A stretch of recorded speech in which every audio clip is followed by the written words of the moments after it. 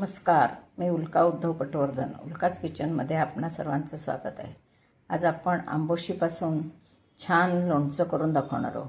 यापूर्वी मी तुम्हाला आंबोशी कशी करायची, आंबोशीची पावडर कशी करायची हे व्हिडिओसुद्धा दाखवलेले आहेत.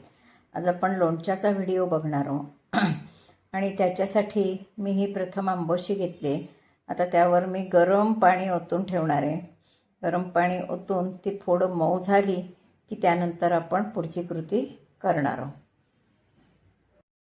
त्यासाठी फोडं भिजतील एवढं आपण गरम पाणी घालून ठेवणार आहोत आणि ही चांगली फोडं मऊ झाली की आपण त्याच्यापासून लोणचं करणार आहोत. नंतर मी तुम्हाला पुढची कृती दाखवते.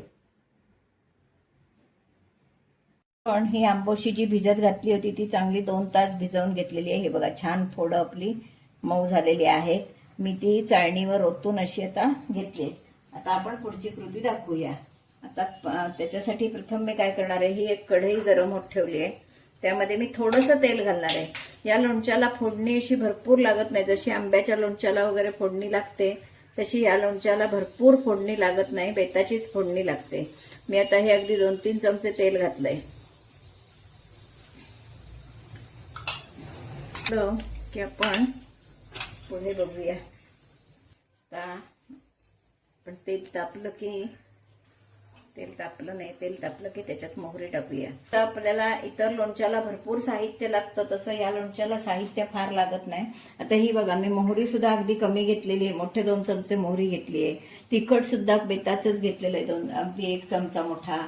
हिंग, मेथी, म्हणजे कसं हे असं चटपटीत आणि लहान मुलांना आवडणारं असं आंबट गोड चवीचं लोणचं करायचं आहे. ही मोहरी सुद्धा आपण नेहमी फेटून वगैरे घेतो तशी काही फेटून घ्यायची नाहीये. जवळजवळ लोणचं सगळं तयार होत आलं की आपण नंतर तिखट आणि मोहरी टाकणार आहोत. नाहीतर ती तेलात किंवा पाकात त्या गुळाच्या अशी उकळून जिभेला चटका बसतो. त्याच्यामुळे तसं न करता मी असं तुम्हाला करून दाखवणार आहे. हे बघा, आता आपण मोहरी टाकली. त्यावर पहिलं म्हणजे मेन लोणचं म्हटलं की हिंग. तो सुद्धा अगदी आंब्याच्या लोणच्याला वगैरे घालतो इतका घालायचा नाही. अगदी आता हा बघा, बेताचा हिंग घातलाय. मेथी पावडर सुद्धा बेताची, कारण खार थोडा पातळ राहायला पाहिजे. मेथी जास्त झाली तर खार घट्ट होतो, त्याच्यामुळे मेथी सुद्धा ही बेताचीच घालायची. अगदी आता हा छोटा 1 चमचा घातलाय. त्यानंतर हळद पावडर, हळदीचा खमंगपणा येण्यासाठी हळद. आणि त्यावर आता मी 1 छोटा चमचा आधी तिखट टाकणार आहे. आणि नंतर आता आपण या तेलातच आपण गूळ घालणार आहोत. आम्ही जवळजवळ जेवढी आंबोशी आहे तेवढाच गूळ घेतलाय, कारण गूळ हा त्यातला महत्वाचा आहे आंबट गोड चवीचं. कारण हे आंबोशी हापूसच्या आंब्याची आहे, त्याच्यामुळे ती व्यवस्थित आंबट आहे. मग ही आंबट आंबोशी चा आंबटपणा कमी करण्यासाठी आपण हा गूळ घालणार आहोत. तरी पाणी काढून टाकलेलं असतं, त्याच्यामुळे थोडा आंबटपणा कमी होतो. आता हा गूळ विरघळला थोडा की मी त्यामध्ये ही आंबोशी टाकणार आहे आणि मग तुम्हाला पुढची कृती दाखवते. त्याच्यासाठी आधी आपण गूळ व्यवस्थित विरघळवून घेऊया. हा गूळ बऱ्यापैकी विरघळत आलेला आहे. तर त्या विरघळलेल्या गुळात मी हे 2 चमचे मीठ टाकते.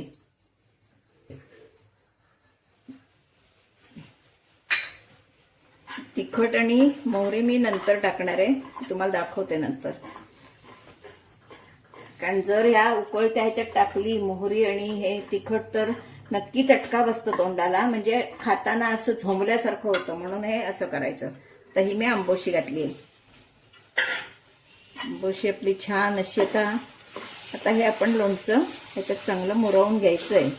पातळ होईल, घट्ट होईल, तर त्याच्यात सगळा पाक व्यवस्थित मुरला पाहिजे.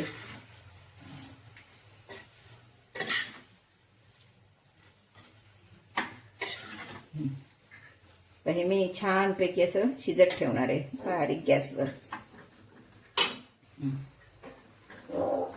लोणचं छान एकजीव झालेलं आहे. आपण त्याच्यात आता तिखट घालणार आहोत.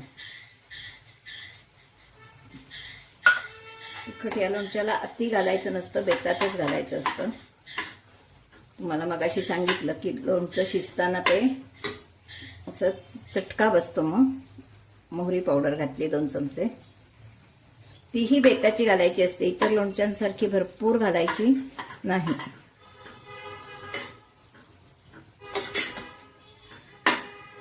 असं हे आपलं छान चटपटीत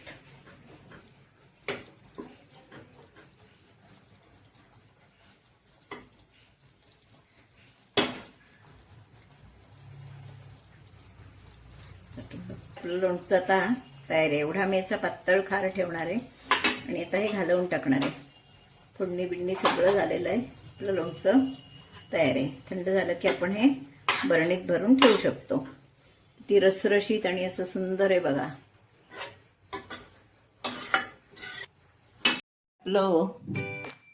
असं हे आपलं चटपटीत सुकांब्याचं लोणचं खाण्यासाठी तयार आहे. तर सुकांबा कसा करतात तो मी यापूर्वी व्हिडिओ आंबोशीचा दाखवलेला आहे, आमचुराचा व्हिडिओ दाखवलेला आहे. ते सुद्धा माझे व्हिडिओ तुम्ही पहिल्यापासून शेवटपर्यंत बघा. हा सुद्धा लोणच्याचा व्हिडिओ पहिल्यापासून शेवटपर्यंत बघा. तुम्हीही तुमच्या घरात आता नक्की आंबोशी असेल प्रत्येकाकडे, नक्की हा व्हिडिओ करून बघा आणि आवडला तर लाईक शेअर सबस्क्राईब करायला विसरू नका. धन्यवाद.